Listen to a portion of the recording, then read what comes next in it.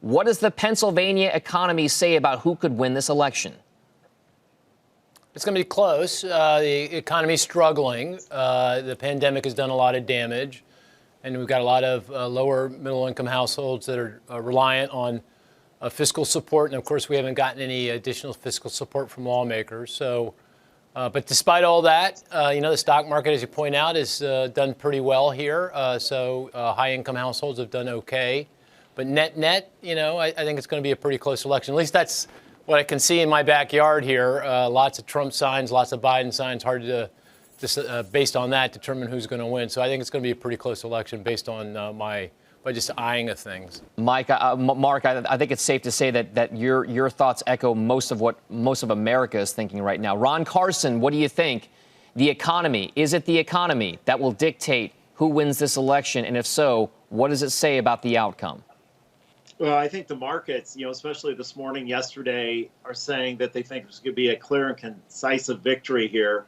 That's what the market's saying. I agree with Mark. I think it's going to be super close. But I think the thing is, you have to figure out, regardless of who gets in office, there's going to be massive stimulus. There just is. I mean, we have COVID-19 is embedded directly in our lives every day, and companies, while some are doing okay, a lot of them are on life support. So stimulus, well, all that money will eventually find its way into financial assets.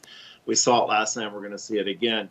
So I think it has a lot less to do with what's necessarily going on in the economy short term. Because look, if you would have followed that earlier this year, it wouldn't have worked out so well. But follow the money, follow the stimulus. Regardless of who gets in, there's more stimulus to come. I mean, the stimulus is key, right, Mark? The idea here that this economy in America needs a jump start. It needs another kind of perhaps catalyst for it. Is it trillions of dollars more? Is that what it takes to get the economy back to what it was kind of in 2019 before the pandemic hit? Yeah, I think so. I mean, monetary policy can't really help here where the Fed's got interest rates at zero, so no more room there. Pandemic is still raging and intensifying, and I think that's going to really slow the economic recovery, and so a lot of hurting people. So I do think there needs to be some support, at least to the other side of the pandemic. And then once we're on the other side of the pandemic, I think the goal needs to be to get back to full employment as fast as possible, and that's going to take some additional support. I do think how much support we get depends critically on the election outcome. So, if it's a Democratic sweep, I think we get a much larger fiscal support package or packages to drive the economy.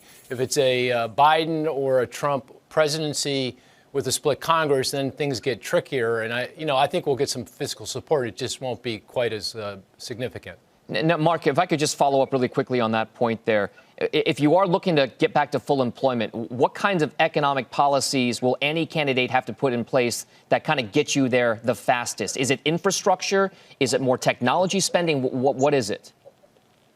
Yeah, so the first package has got to be more support for the folks that are hurting, unemployment stimulus checks, PPP money for small business, airlines, helping the airlines out, so forth and so on.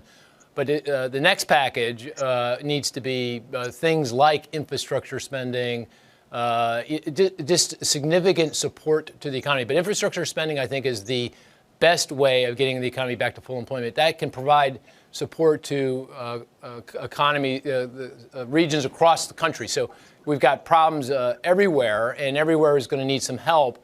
And nothing better than infrastructure spending to help all these different communities from coast to coast. All right. So, Ron, with all of that in mind, how exactly do you feel the markets will kind of play out in 2021, given the fact that there's all this narrative around more fiscal stimulus coming down the pike?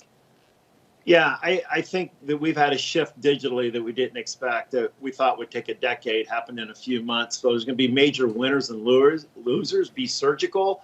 But I think whoever is elected, there's stimulus, and I would really get your risk budget right. If you're a little uneasy, don't go selling equities you have large gains in.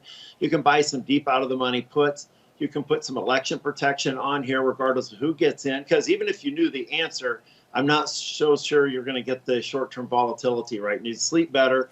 Make sure you're taking the appropriate level of risk. Shepard Smith here. Thanks for watching CNBC on YouTube.